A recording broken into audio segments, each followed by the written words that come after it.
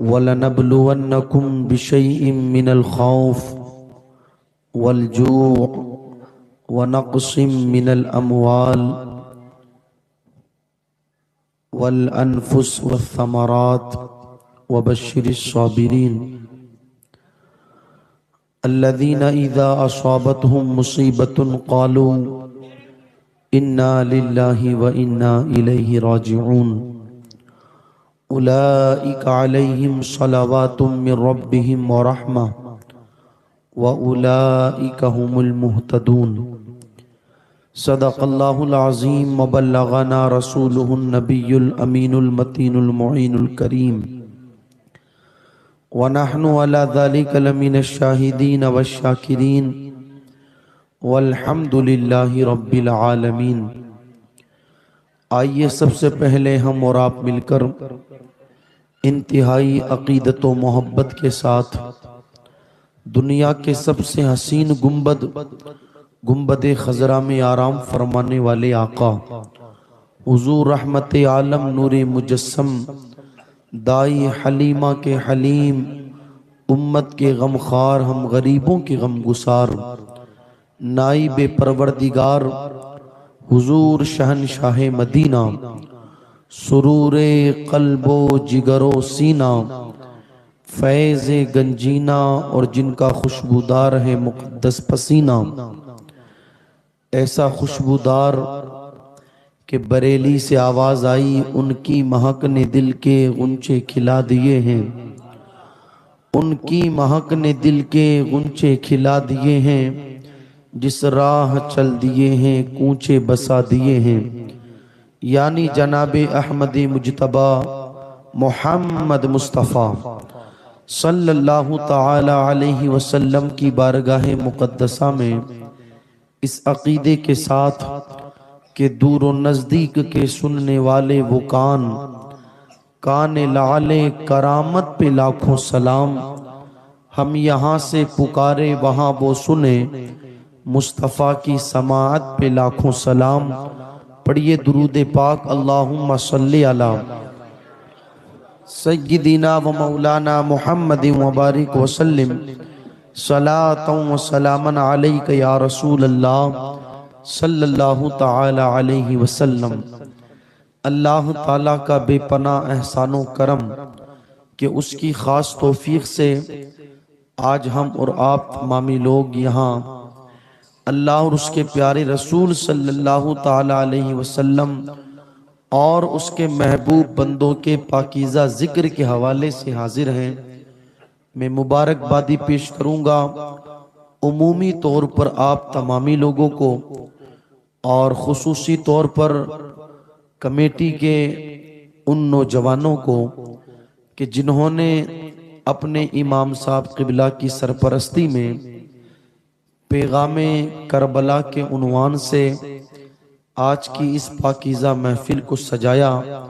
मौला करीम सबकी काविशों को, सबकी कोशिशों को, सबकी मेहनतों को कबूल फरमाए और दुनिया और आखिरत में मौला करीम हम सबको करबला वालों के फैज़ान से माला माल फरमाए।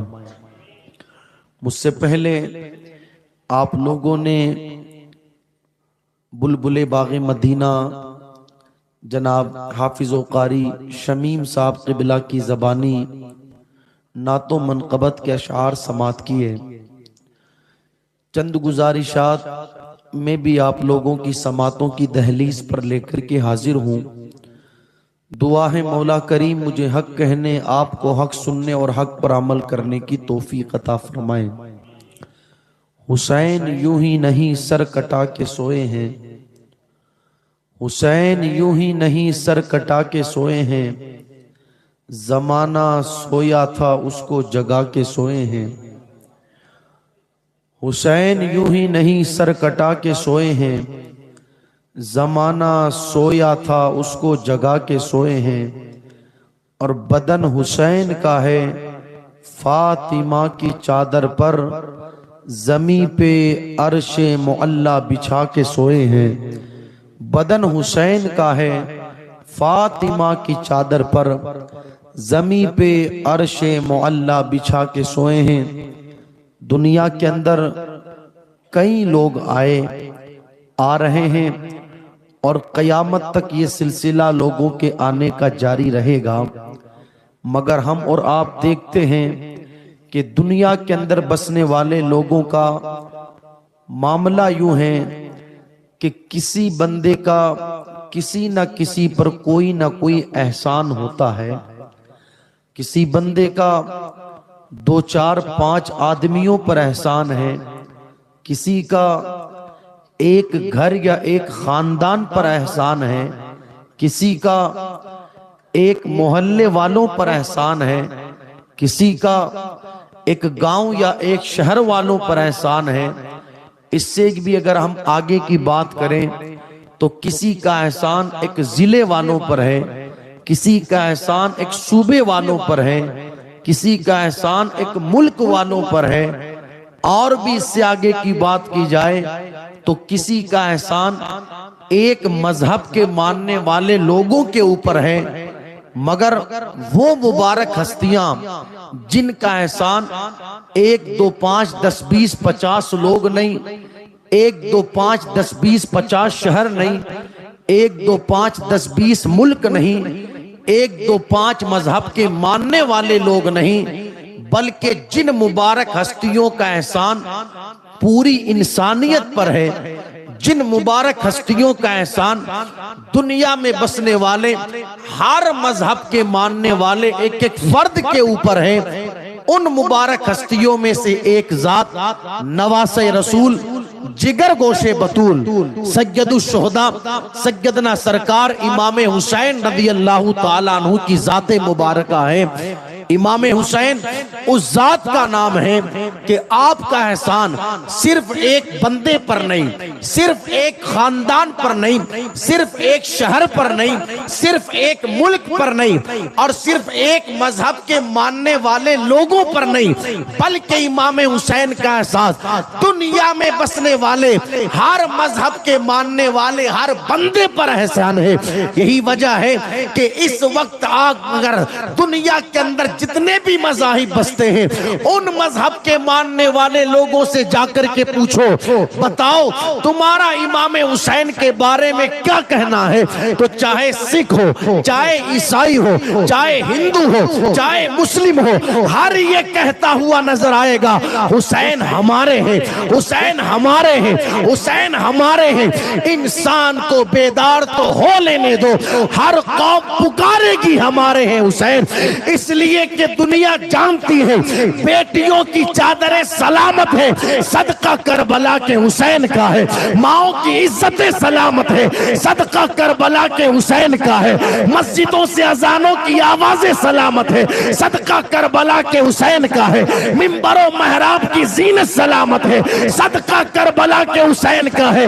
इसलिए कि जिस वक्त सन 60 हिजरी के अंदर एक पाक बाप का नापाक बेटा नाम जिसका यजीद था वो मुस्तफा जाने रहमत की शरीयत को बदल देना चाहता था, अल्लाह के हलाल को हराम और अल्लाह के हराम को हलाल करना चाह रहा था, जिसका शौक शराब पीना था, जुआ खेलना जिसकी आदत में शामिल था, रातों की तन्हाइयों में रक्सो सुरूर की महफिलें सजाना जिसका शौक बन चुका था, हाल जिसका ये था कि मुहर्रिमात जिनके साथ अल्लाह ने अल्लाहू अकबर निकाह को हराम फरमाया उनके साथ वो निकाह को जायज करार देता था।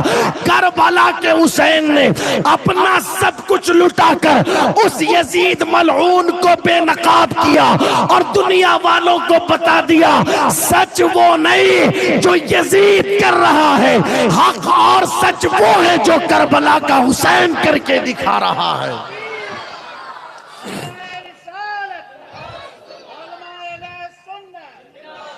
हुसैन उस जात का नाम है जिनका एहसान पूरी इंसानियत पर है। और आप देखिए जिस जात का हम जिक्र करने के लिए आज जमा हुए हैं, सुभान अल्लाह, इमाम हुसैन की शहादत भी बेमिसाल, इमाम हुसैन की विलादत भी बेमिसाल, शहादत भी बेमिसाल, विलादत भी बेमिसाल। सुनिएगा गौर से, आम तौर पर जो बच्चा पैदा होता है वो अपनी मां के शिकम में 9 महीने रहता है, कितने महीने? 9 महीने माँ के शिकम में रहने के बाद बच्चे की विलादत होती है। बड़े बड़े डॉक्टर्स, अतिब्बा, हुक्मा का यह कहना है अगर बच्चा 8 महीने माँ के शिकम में रहे और विलादत हो जावे तो बच्चा बच सकता है, बच जाता है। 7 महीने माँ के शिकम में रहे और विलादत हो जावे फिर भी बच्चा बच जाता है और बच जाता है। लेकिन अगर बच्चा सिर्फ 6 महीने माँ के शिकम में रहे और उसकी विलादत हो जावे तो ये मैं नहीं कहता, बड़े बड़े डॉक्टरों का कहना है कि बच्चा बच नहीं सकता। इसलिए कि 6 महीने माँ के शिकम में रहने के बाद अगर वो दुनिया में आ जावे तो फिर वो मौसमों की तब्दीलियों को, मौसमों की तकलीफों को बर्दाश्त नहीं कर सकता। यार 9 महीने पेट में रह कर के आने वाले मौसम की तकलीफों को बर्दाश्त नहीं कर सकते। और आए दिन हम और आप अखबारों की सुर्खियों में पढ़ते हैं, सोशल मीडिया पर ये खबरें देखते हैं, फला जगह गर्मी की वजह से इतने बच्चे मर गए, फला जगह ठंड की वजह से इतने बच्चे खत्म हो गए। बात बच्चों की जाए, बच्चों की क्या की जाए, बड़े मौसमों की वजह से दुनिया से चले जाते हैं। तो डॉक्टरों का ये कहना है अगर बच्चा 6 महीने माँ के शिकम में रहे और दुनिया में आ जावे तो वो बच नहीं सकता। मगर कुर्बान जाए इमाम हुसैन की अजमत पर, सिर्फ 6 महीने इमाम हुसैन अपनी माँ सैयदा तैयबा ताहिरा, आबिदा जाहिदा, राकिया साजिदा, आलिमा गैर मुअल्लिमा, खातूने जन्नत, खातूने क़यामत सैयदा फातिमतुज़ ज़हरा रज़ियल्लाहु ताला अन्हा के शिकम मुबारक में सिर्फ 6 महीने रहे और 6 महीने माँ के शिकम में रहने के बाद इमाम हुसैन दुनिया में इस शान से तशरीफ लाए कि दुनिया वालों को बता दिया जो 9 महीने माँ के पेट में रह करके आता है वो मरता है तो फिर हमेशा के लिए मर ही जाता है। मगर सिर्फ 6 महीने माँ के पेट में रह करके आने वाला करबला का हुसैन कल भी जिंदा था, आज भी जिंदा है और सुबह क़यामत तक जिंदा। अगर यकीन नहीं आता तो कुरान पढ़ करके देख लो, रब फरमाता है वला तक़ूलू लिमन युक़्तलु फ़ी सबीलिल्लाहि अमवात बल अहयाउ वलाकिन ला तशऊरून। जो अल्लाह की राह में कत्ल किए जाएं उन्हें मुर्दा ना कहो बल्कि वो जिंदा है। और अगर तुम्हें कुरान पढ़ना नहीं आता तो फिर कूफा के बाजार में नेज़े पर जब यजीदियों ने हुसैन के सर को उठा लिया तो उस सर को कुरान की तिलावत करता हुआ देख लो, तुम्हें पता चल जाएगा 6 माँ के पेट में रह करके आने वाला हुसैन कल भी जिंदा था, आज भी जिंदा है, सुबह क़यामत तक जिंदा है। शहादत भी बेमिसाल, विलादत भी बेमिसाल। हालांकि अगर बात इमाम हुसैन की करें, जिंदगी के कई सारे पहलू हैं। एक पहलू पर बात की जाए, ये एक महफिल तो क्या ऐसी कई महफिलें पूरी हो जावे, मगर कोई कमा-कहू बात कर नहीं सकता। किस किस पहलू पर बात की जाए, किस किस पहलू पर बात ना की जाए। इमाम हुसैन की सखावत देखो तो बेमिसाल, इमाम हुसैन रज़ियल्लाहु ताला अन्हु का तकवा देखो तो बेमिसाल, इमाम हुसैन का इल्म देखो तो बेमिसाल, इमाम हुसैन रज़ियल्लाहु ताला अन्हु की इबादत देखो तो बेमिसाल, मेरे आका हुसैन की आजिज़ी देखो तो बेमिसाल। सुभान अल्लाह। कितने बड़े बाप के बेटे हैं, कितने बड़े बाप के बेटे हैं, जिनके नाना नबियों के सरदार, जिनके बाबा वलियों के सरदार, जिनकी माँ जन्नती औरतों की सरदार, जिनके भाई और जो खुद जन्नती जवानों के सरदार हैं।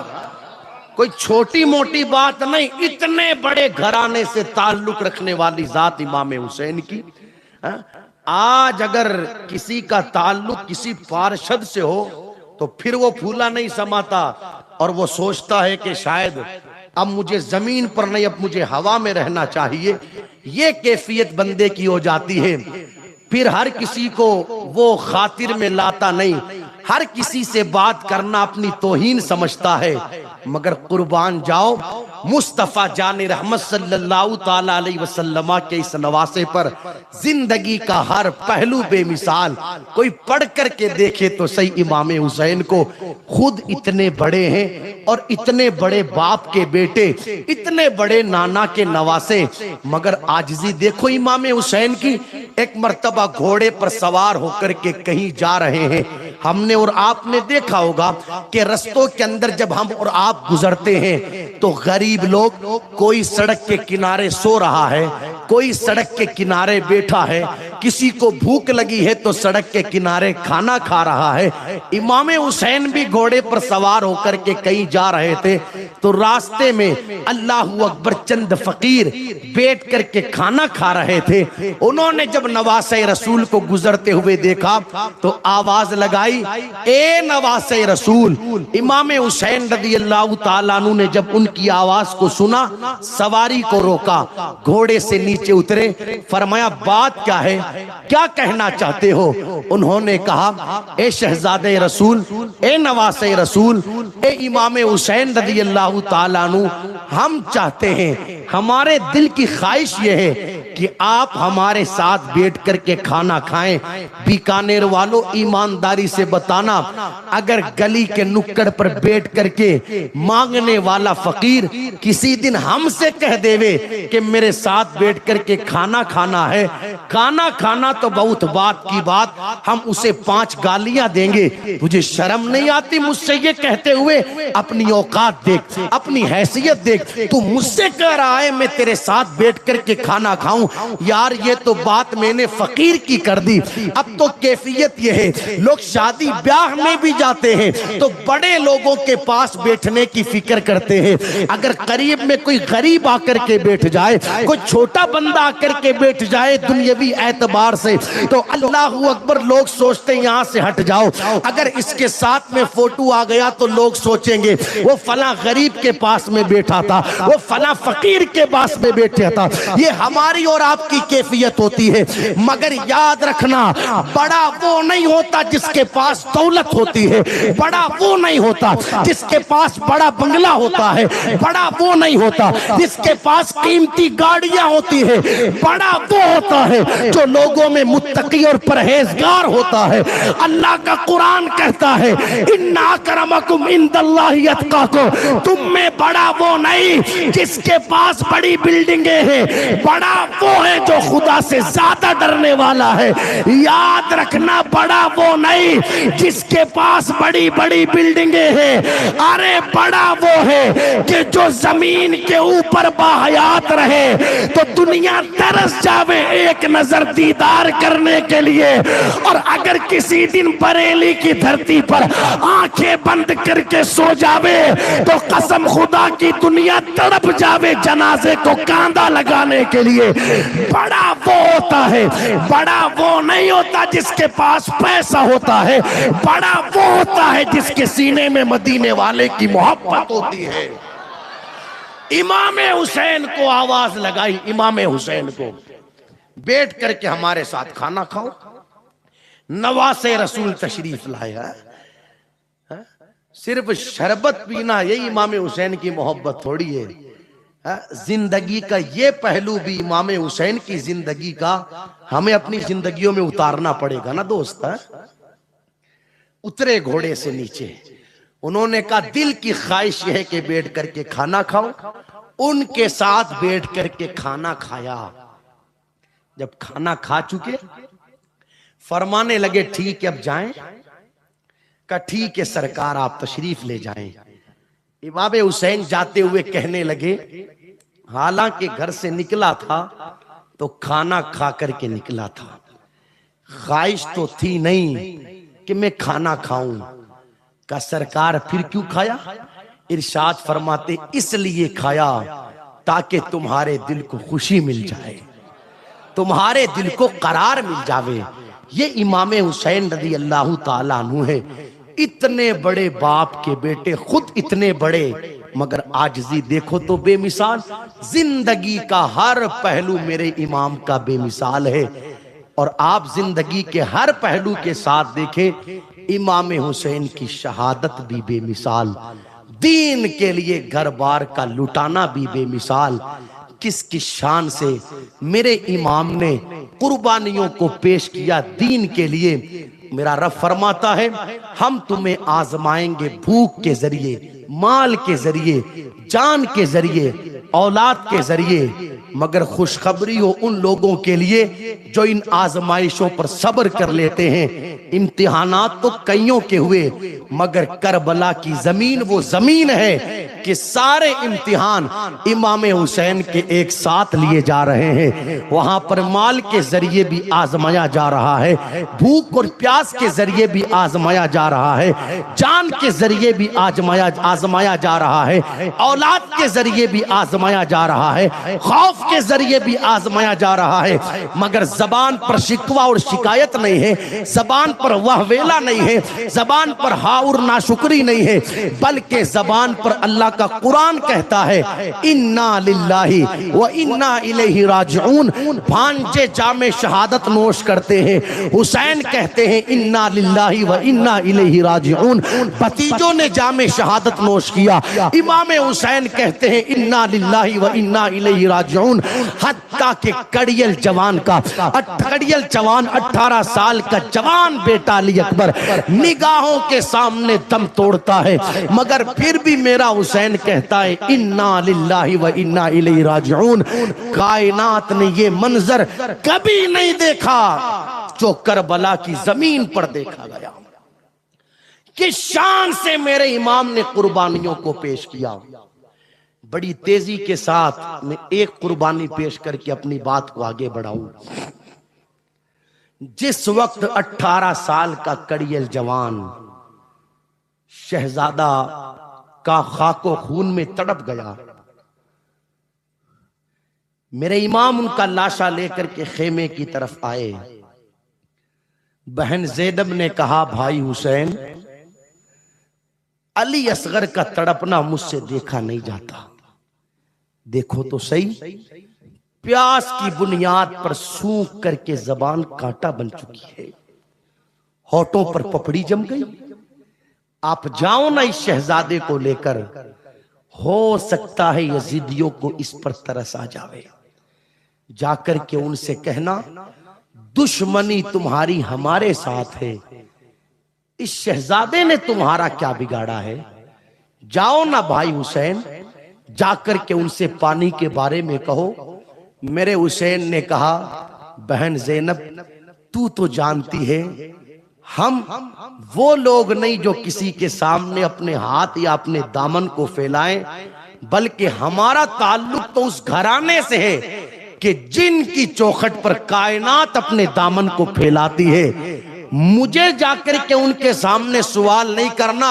ज़ैनब, मैं तो उस बाप का बेटा हूं कि जिनके दरवाजे पर अगर किसी दिन कोई साइल सवाल करने के लिए आवे तो उसके सवाल को इस अंदाज में पूरा किया जाता है कि आने वाला साइल कहता है मुझे भूख लगी है, खाने के लिए एक रोटी दी जाए, तो सरकार मौलाए कायनात अपने गुलाम कंबर से कहते हैं हमारे दरवाजे पर रोटी का सवाली आया है, इसे एक रोटी दे दी जाए। कंबर गुलाम ने कहा, सरकार रोटी कहां से दूं, इसलिए कि रोटी तो बर्तन में रखी हुई है। सरकार मौलाए कायनात कहते फिर सारा बर्तन ही दे दिया जाए।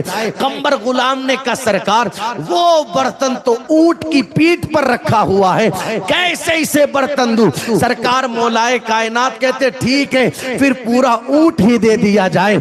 कंबर गुलाम ने कहा, सरकार ऊंट कैसे दूं, इसलिए कि 60 ऊंटों की कतार लगी हुई है और उस कतार के बीच में वो ऊंट है जिसके ऊपर खाना रखा हुआ है। अब ये पता नहीं चल पा रहा कि किस ऊंट पर वो खाना रखा हुआ है। मौलाए कायनात कहते हैं आने वाला सवाल करने के लिए हमारी चौखट पर आया है, खाली हाथ नहीं जाना चाहिए। अब अगर तुम्हें पता नहीं कि किस ऊंट की पुष्ट पर खाना है तो फिर ऐसा करो कि सारे ऊंट ऊंट ही दे दिए जाए, मुझे बताए कायनात में किसी की ऐसी चौखट हो कि जिस चौखट से मांगने वाले को शान से नवाजा जाता हो। ये चौखट मुस्तफा जाने रहमत के घर की चौखट है। आने वाला आया एक रोटी का सवाली बनकर है, मगर उस आने वाले को सवाल के जवाब में 60-60 ऊंट अता किए गए हैं। इमाम हुसैन कहते बहन ज़ैनब, हम सवाल करने वाले लोग नहीं, हम तो वो है जिनके घरों से लोगों के सवाल पूरे होते हैं। मैं इस नीयत से लेकर के नहीं जाऊंगा शहजादे को कि उनसे पानी मांगू, मैं तो इसलिए लेकर के जा रहा हूं कि मेरे जो शहजादे पैदल चलना जानते थे, उन्होंने पैदल चल करके जामे शहादत नोश किया। जो घोड़े पर सवारी करके जामे शहादत नोश करना चाहते थे, उन्होंने घोड़े पर सवार होकर के जामे शहादत नोश किया। मगर मेरा अली असगर न पैदल चल सकता है और न घोड़े पर सवारी कर सकता है। इसका तड़पना दुनिया वालों के हाथों से पानी पीने के लिए नहीं है, इसका तो तड़पना नाना के हाथों से जामे कौसर पीने के लिए है। मैं इसे अपने हाथों में लेकर के जाऊंगा ताकि ये भी जाकर के जामे शहादत नोश कर लेवे। इमाम हुसैन रज़ी अल्लाह ताला अन्हु अपने इस शहजादे को जब लेकर के गए, अल्लाहू अकबर, उन बदबख्तों ने एक सनसनाता हुआ जहर में बुझा हुआ तीर मौला अली असगर की तरफ चलाया, जो आकर के आपके हुलकूम में लगा और एक आवाज पैदा हुई और फिर हमेशा के लिए वो आवाज खत्म हो गई। इन्ना लिल्लाहि व इन्ना इलैहि राजिऊन। जब इस शहजादे को लेकर के पलटे ना इमाम हुसैन खेमे की तरफ, तो बहन ज़ैनब ने औरतों से कहा, देखो मैंने कहा था ना, वो जालिम अगरचे जुल्म कर रहे हैं लेकिन उनको इस शहजादे पर जरूर तरस आ जाएगा, वो जरूर इसे पानी दे देंगे। दे दिया ना उन्होंने पानी, खामोश हो गया ना शहजादा। आका हुसैन तशरीफ लाए और फरमाने लगे, हाँ बहन ज़ैनब, शहजादे ने पानी पी लिया है, मगर यजीदियों के हाथों से नहीं, नाना के हाथों से जामे कौसर पी लिया है। इमाम हुसैन रज़ी अल्लाह ताला अन्हु ने अपनी इस कुर्बानी को भी पेश किया। और फिर आपने इस पूरे महीने अपने उलमा से सुना होगा, मेरे इमाम ने आखिर में अपनी जान का नजराना भी पेश किया और आपने भी जामे शहादत नोश किया। मुझे कहा गया था कि करबला के बाद के भी कुछ मामलात लोगों के सामने रखे जाएं। 10 मुहर्रमुल हराम की तारीख में ऐन जुमा के वक्त आका हुसैन रज़ी अल्लाह ताला अन्हु ने जामे शहादत नोश किया। मुअर्रिखीन लिखते हैं, जिस वक्त इमाम हुसैन की शहादत हुई, दुनिया के अंदर अंधेरा छा गया, आसमान से खून बरसने लगा।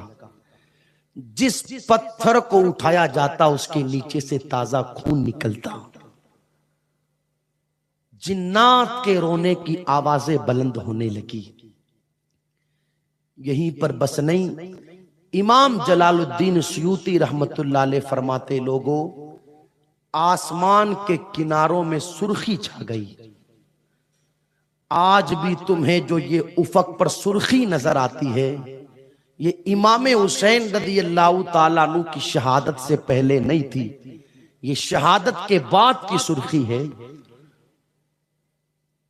और इमाम हुसैन रज़ी अल्लाह ताला अन्हु की शहादत के वक्त खुद मुस्तफ़ा जाने रहमत सल्लल्लाहु ताला अलैहि वसल्लम की कैफियत ये हुई। मिशकात शरीफ की हदीस मुबारका, हजरत अब्दुल्ला इब्ने अब्बास फरमाते हैं, मैंने ख्वाब देखा और ख्वाब में मुस्तफ़ा जाने रहमत सल्लल्लाहु ताला अलैहि वसल्लम का दीदार किया। देखा आका अलैहिस्सलातु वस्सलाम की मुबारक जुल्फे, जो कभी रात को सोते हुए न बिखरी, वो मुबारक जुल्फे बिखरी हुई थी। और उन मुबारक जुल्फों पर गर्द लगा हुआ था, मुबारक दाढ़ी में गर्द लगा हुआ था, और आपके हाथों के अंदर कांच की एक शीशी थी जिसमें खून भरा हुआ था। मैंने अर्ज की, ए अल्लाह के रसूल सल्लल्लाहु ताला अलैहि वसल्लम, आखिर ये क्या है? तो मेरे आका अलैहिस्सलातु वस्सलाम ने फरमाया, अब्दुल्ला बिन अब्बास, असल में बात यह है कि मैं हुसैन की कत्लगाह से आ रहा हूं। इस शीशी के अंदर हुसैन और हुसैन के साथियों का खून है। आज मेरे हुसैन को शहीद कर दिया गया। हजरत अब्दुल्ला इब्ने अब्बास कहते हैं, जब ख्वाब से बेदार हुआ और हम तक इमाम हुसैन रज़ियल्लाहु ताला अन्हु की शहादत की खबर पहुंची, दिन भी वही था, वक्त भी वही था जिस वक्त मैंने ख्वाब देखा था। इमाम हुसैन रज़ियल्लाहु ताला अन्हु को उसी वक्त शहीद किया गया। तो आप देखें, हुजूर सल्लल्लाहु ताला अलैहि वसल्लम के दिल पर इमाम हुसैन रज़ियल्लाहु ताला अन्हु की शहादत का वो असर हुआ।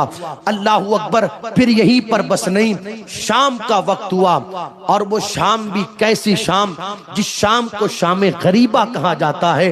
उन यजीदी बदबख्तों को इन मुस्तफ़ा जान रहमत सल्लल्लाहु ताला अलैहि वसल्लम के घराने के मुबारक नुफूसे कुदसिया को शहीद कर देने के बाद भी सुकून ना मिला। खैमों को आग लगा दी, माल लूट लिया गया, नबी के घराने की इन शहजादियों की चादरों को छीन लिया गया। यहीं पर बस नहीं, बल्कि 10 घोड़सवार बुलाए गए, और बुलाने के बाद उन्हें हुक्म दिया गया कि घोड़ों की टापुओं से इन शहीदाने करबला के वजूद को रोंदा जाए। अल्लाहु अकबर। घोड़ों की टापुओं से मुस्तफा जान रहमत सल्लल्लाहु ताला अलैहि वसल्लम के इन शहजादों के मुबारक वजूद को रोंदा गया। जब शाम का वक्त आया, सैयदा ज़ैनब रज़ियल्लाहु ताला अन्हा, जो इमाम हुसैन रज़ियल्लाहु ताला अन्हु की बहन है, उन्होंने लाशों को एक जगह जमा किया और हाथ में टूटा हुआ खंजर लेकर के इन लाशों का पहरा देने लगी, ताकि रात में कोई दरिंदा आकर, कोई जानवर आकर के इन लाशों को नुकसान न पहुंचा देवे। अल्लाहु अकबर। जिस वक्त सैयदा ज़ैनब रज़ियल्लाहु ताला अन्हा उन लाशों का पहरा दे रही थी, उस वक्त नकाब पोश एक खातून आई। सैयदा ज़ैनब रज़ियल्लाहु ताला अन्हा पहचान नहीं पाई कि आने वाली औरत है या मर्द है। आपने खंजर को आगे बढ़ाते हुए कहा, अब क्या बच गया है जो यहाँ पर लेने के लिए आए हो? क्या अब भी तुम्हें सुकून ना मिला? क्या अब भी तुम्हें करार ना मिला? खबरदार, एक कदम भी आगे ना बढ़ाना, वरना अली की बेटी ज़ैनब अब तुम पर हमला करेगी। आने वाले नकाब पोश ने कहा, ज़ैनब, मैं मर्द नहीं हूं, बल्कि मैं एक औरत हूं। पूछा, तुम कौन हो? आने वाली कहने लगी, मैं हुर की बीवी हूं। सैयदा ज़ैनब ने कहा, हुर की बीवी क्यों आई हो? हुर की बीवी ने कहा, ज़ैनब, मैं तुम्हारे लिए खाना और पानी लेकर के आई हूं, इसे कबूल कर लिया जाए। जब नाम सुना ना पानी का, तो सैयदा ज़ैनब की आंखों में आंसू आए। फरमाने लगी, हुर की बीवी उस वक्त पानी लेकर के क्यों ना आई जिस वक्त प्यास की बुनियाद पर अली असगर की जबान सूख करके कांटा बन चुकी थी? उस वक्त पानी लेकर के क्यों ना आई जब लबों पर सूख करके पपड़ी जम चुकी थी? उस वक्त पानी लेकर के क्यों ना आई जिस वक्त मेरा भतीजा, मेरा भांजा, मेरा शहजादा प्यास की बुनियाद पर बेचैन था? हमें नहीं चाहिए पानी और खाना। हुर की बीवी ने कहा, सैयदा कबूल कर लो। सैयदा ज़ैनब ने कहा, इसे लेकर के चले जाओ। हुर की बीवी ने कहा, ज़ैनब, तुम्हें तुम्हारी माँ सैयदा फातिमा ज़हरा का वास्ता, इस पानी को कबूल कर लिया जाए।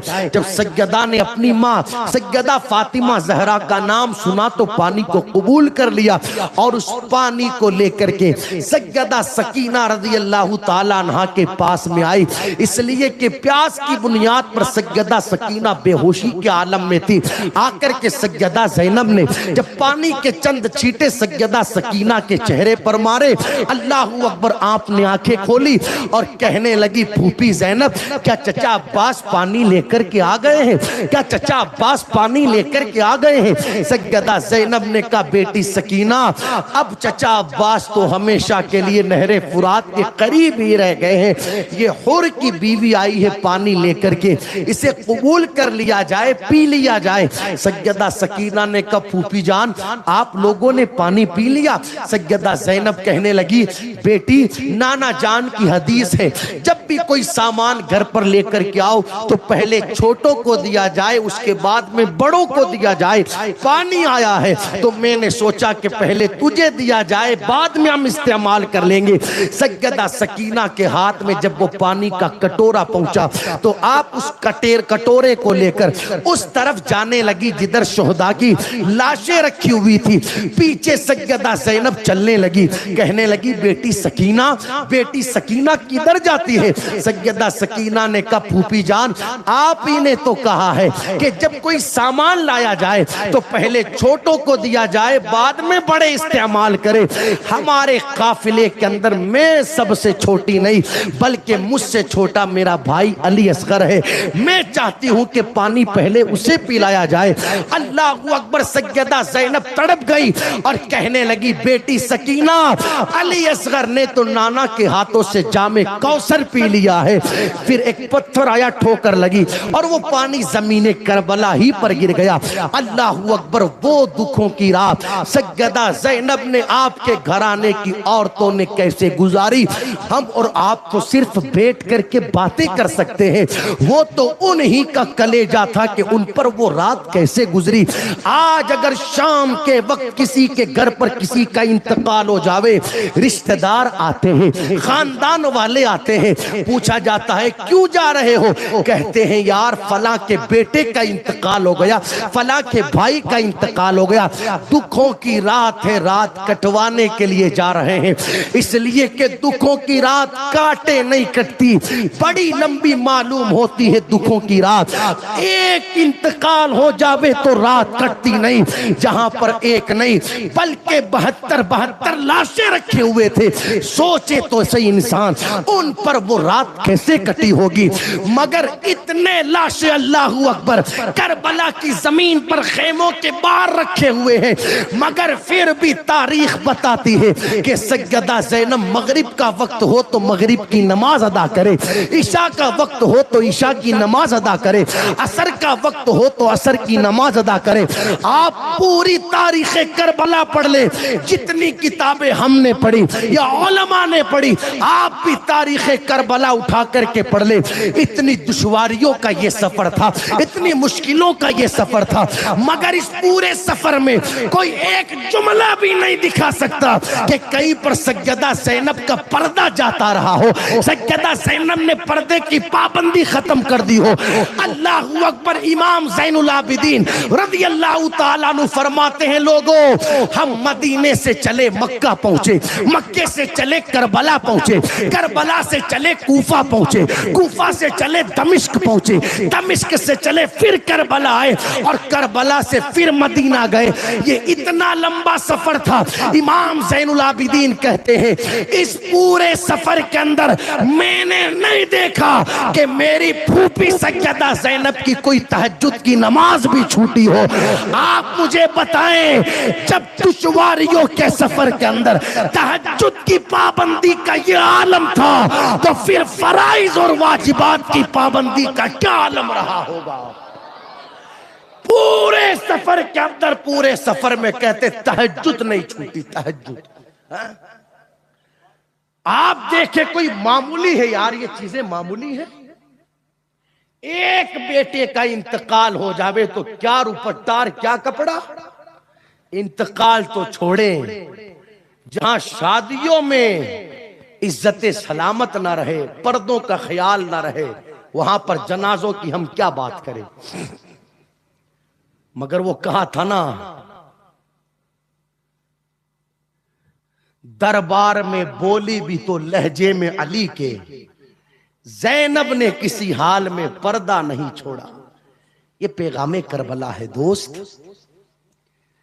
करबला का पैगाम ये नहीं कि सिर्फ शरबतों पर शरबतें बनाई जाए, मैं मना नहीं करता, बनाओ शरबत। करबला का पैगाम ये नहीं कि खिचड़ों पर खिचड़े पके, बनाओ खिचड़ा, में मना नहीं करता। मैं तो ये कहना चाहता हूं, पैगाम करबला ये है, किसी भी हाल में रहे हाथ से पर्दा नहीं जाना चाहिए। दो जुमले हम और आप सुनते हैं, बात सच्ची रहे तो तस्दीक करना, वरना छोड़ देना। शर्मो हया, सुनते हैं ना ये दो जुमले, शर्मो हया। माफ करना, अब ये जुमले सिर्फ सुनने में ही रह गए, अब जिंदगियों में हया नहीं रही, अब जिंदगियों में शर्म नहीं रही। जिधर निगाह उठा करके देखो बेहयाई बेशर्मी। हया तो वो थी, सैयदना सरकार उस्मान गनी कहते हैं, लोगों जब से इन आंखों से हुजूर को देखा है, उसके बाद से इन आंखों को उस्मान ने, इन आंखों से उस्मान ने अपनी शर्मगाह को भी नहीं देखा। हया तो ये थी। उस्मान गनी कहते हैं, लोगों जब से मैंने अपना हाथ अपने नबी के हाथ में दिया है, उसके बाद से अपने इस हाथ को अपनी शर्मगाह पर भी नहीं लगाया। हया तो ये थी कि तन्हाई में भी सैयदना उस्मान गनी गुस्ल करे तो बदन से कपड़ा ना हटाए। आज कैफियत क्या है? मुझे बीकानेर के हालात पता नहीं, मैं तो पूरे राजस्थान को सामने रख करके बात करूं। गर्मी का मौसम है, जवान नहाने के लिए वाटर पार्क जाता है, आप जाएं, मुझे इस हवाले से कोई बात नहीं करनी, मगर जाने वालों की कैफियत देखो, अंडरवेयर में नहा रहे हैं। इन्हें इस बात का जर्रा बराबर भी ये ख्याल नहीं कि नाफ से लेकर के घुटने तक, इसे सतर कहते हैं, सतर, जिसका छुपाना हर हाल में फर्ज है। हत्ता कि ये तो बात जिंदे की है दोस्त, तू मर जाने वाले का भी सतर नहीं देख सकता। ये उलमा बैठे, यही वजह है जब मैयत को गुस्ल दिया जाता है तो नाफ से लेकर के घुटने तक पहले मोटी चादर डाली जाती है ताकि इसका सतर किसी को नजर ना आवे। जब मर जाने वाले के सतर का इतना ख्याल रखा गया तो जिंदे को अपने सतर का कितना ख्याल रखना चाहिए, मगर जर्रा बराबर भी एहसास नहीं। अब ये बातें सिर्फ सुनने में रह गई, शर्मो हया, जिंदगियों में शर्मो हया नजर नहीं आती।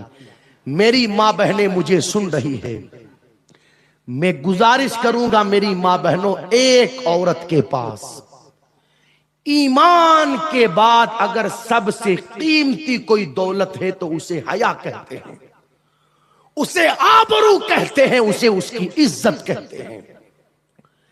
एक मर्तबा दाग लग गया तो 7 समंदरों का पानी भी धुल नहीं पाएगा। हम उनके मानने वाले हैं, उनके जिन्होंने जिंदगी के हर मोड़ पर ख्याल अपनी इज्जत व आबरू का रखा।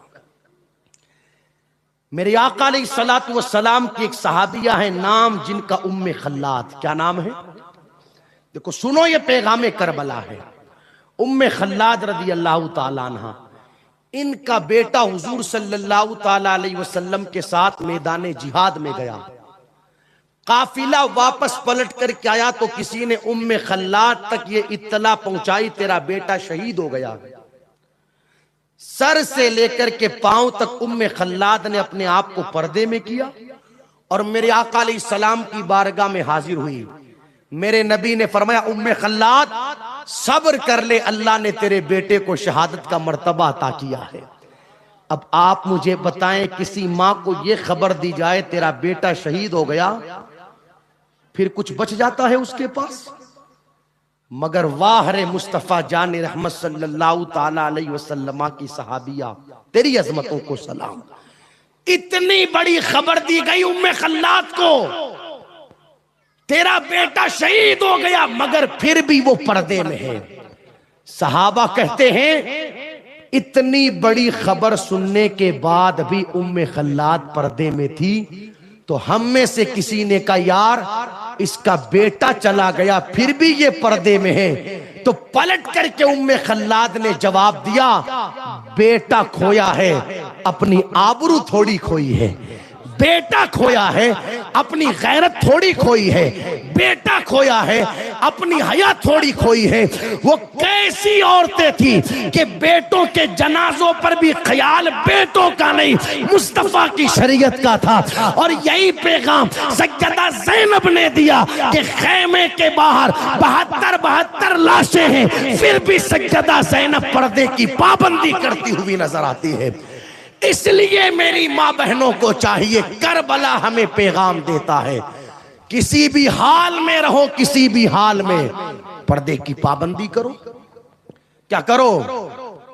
किसी भी हाल में रहो, पर्दे की चलने दो।